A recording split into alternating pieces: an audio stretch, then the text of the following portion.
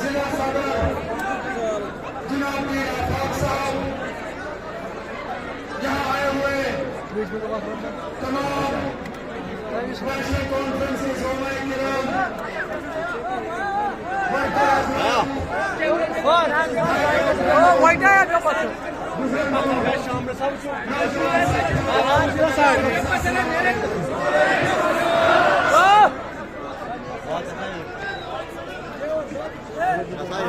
शख्स का आपको बेसब्री से इंतजार था और जिनके इंतजार में शमीम को और तनवीर को ज्यादा लंबी तकलीफ करनी पड़ी, आखिर वो आ गए और मुल्ला साहब अब इसके बाद आपसे मुलाकात करेंगे।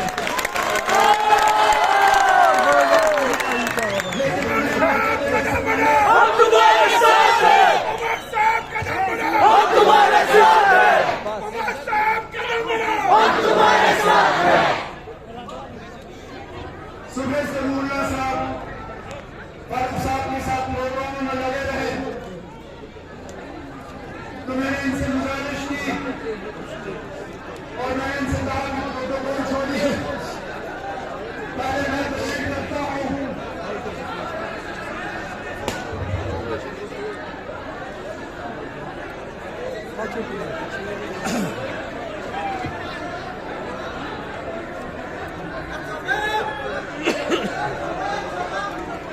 हमारा यहाँ आज आने का जो मकसद है वो कोई बात नहीं है। आप लोग मेहरबानी करके खामोश होकर बैठिए, बैठिए।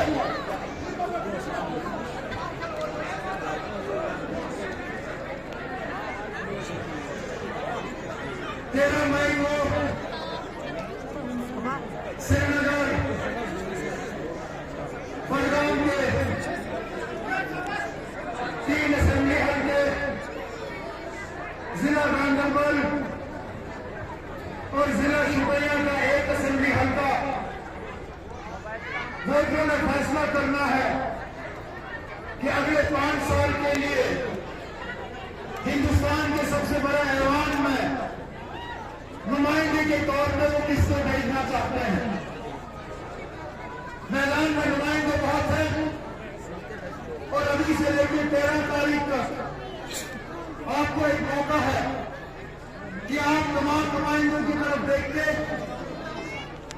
अपने आप को बोलें कि बेहतरीन नुमाइंदा आपका पार्लियामेंट में कौन जाके आपके जज्बातों की तर्जुमानी कर सकेगा, कौन आपके हुकूक के लिए लड़ेगा, कौन आपके लिए इंसाफ हासिल करने की कोशिश करेगा। आखिरकार क्या बात थी कि हमने आगा से ये मुल्ला साहब को श्रीनगर से मैंडेट किया,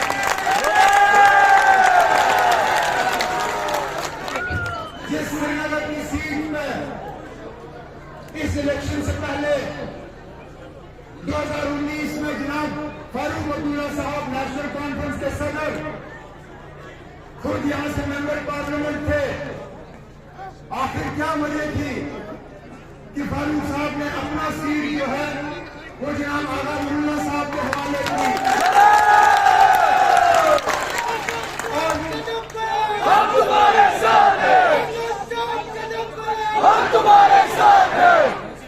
और इसके पीछे वजह है, वजह यह है कि हमें नुमाइंदा वो चाहिए था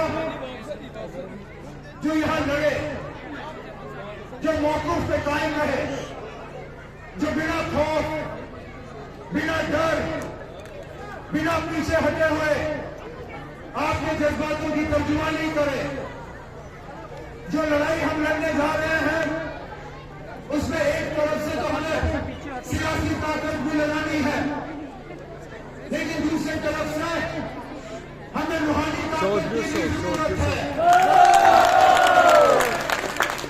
और अगर मुल्ला साहब एक ऐसे नुमाइंदे हैं, एक ऐसे शख्स हैं जो जाती तौर में जानता हूं, इनको इस बात की फिक्र नहीं होती कि जो बात ये कर रहे हैं इससे कोई नाराज होगा या नहीं।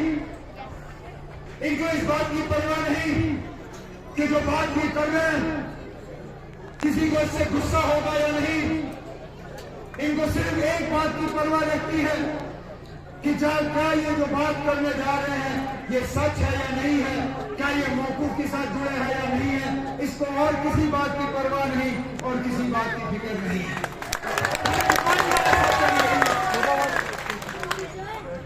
और इसीलिए तो इनको इलेक्शन से बाहर रखने की इतनी साजिशें लगाई गई। हैरान होता हूं कि कितने गिर गए कुछ लोग इनको इलेक्शन के मैदान से बाहर रखने के लिए। तरह तरह के कागज निकले, तरह तरह के फॉर्म निकले, तरह तरह के सवाल पूछे गए, मुख्तलिफ इल्जाम लगाए गए। वजह सिर्फ ये कि इलेक्शन वोट पड़ने से पहले ही वो आगा साहब के मैंडेट से ही घबरा गए, क्योंकि उन्होंने तस्लीम किया कि इंशाल्लाह आगा साहब।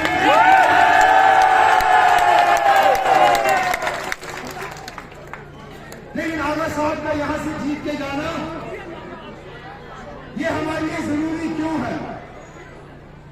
क्योंकि हम एक बहुत मुश्किल दौर से गुजर रहे हैं।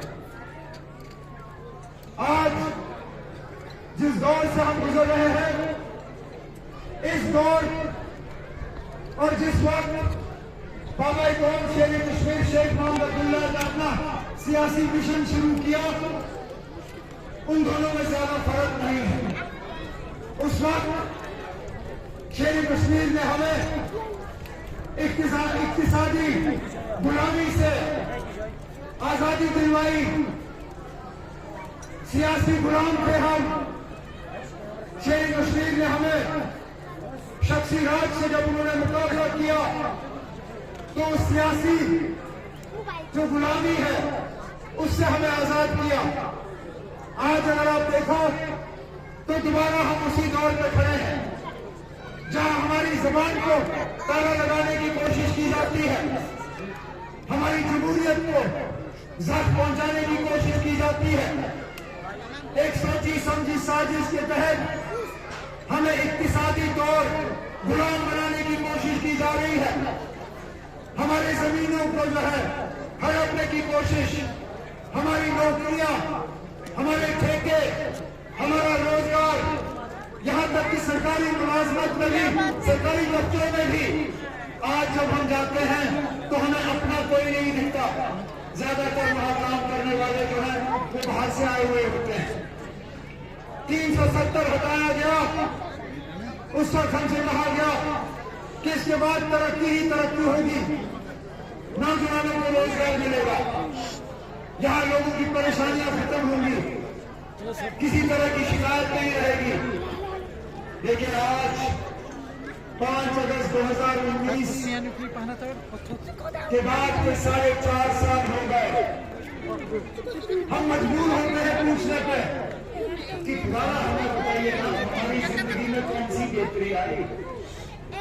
श्रीनगर के सड़कों का हाल हमारे सामने, हमारे बिजली का हाल हमारे सामने। 6-6, 8-8, 10-10 घंटे बिजली कट और बिजली का बिल अब आसमान में। जहां मेरे दौरे हुकूमत में महीने के आपकी बिजली की बिल 250, 300, 350, उससे ज्यादा नहीं। आज कम से कम बिजली का बिल जो है वो 1650 और 2000 रुपए के दरमियान महीने का बिल आता है।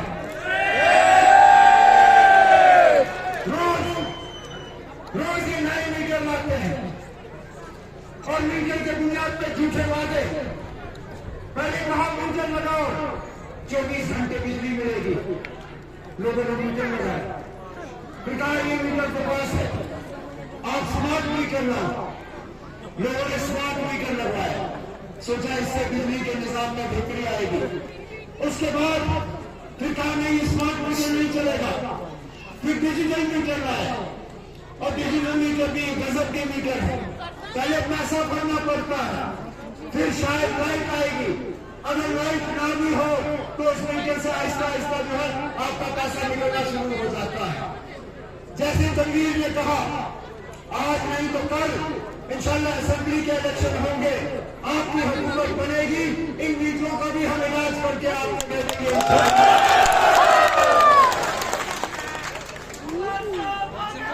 हम तुम्हारे साथ हैं, हम तुम्हारे साथ हैं, हम तुम्हारे साथ हैं।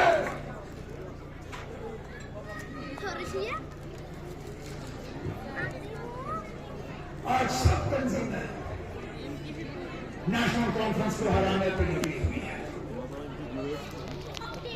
तमाम निशान उनका जो भी हो, इलेक्शन का निशान, असली निशाना होगा नेशनल कॉन्फ्रेंस और बीजेपी के साथ मिलकर यहां लोगों को गुमराह करने की कोशिश की जा रही है, नेशनल कॉन्फ्रेंस को हराने की कोशिश की जा रही है। उन लोगों के तरफ से जो नफरत फैलाने के अलावा और कुछ नहीं करते। जगह जगह बार बार जब तकरीरें होती हैं तो सिर्फ और सिर्फ बाकी मुल्क में अगर निशाना किसी को बनाया जाता है तो मुसलमानों को, अगर बेइज्जत करने की कोशिश की जाती है तो मुसलमानों को बेइज्जत करने की कोशिश की जाती है।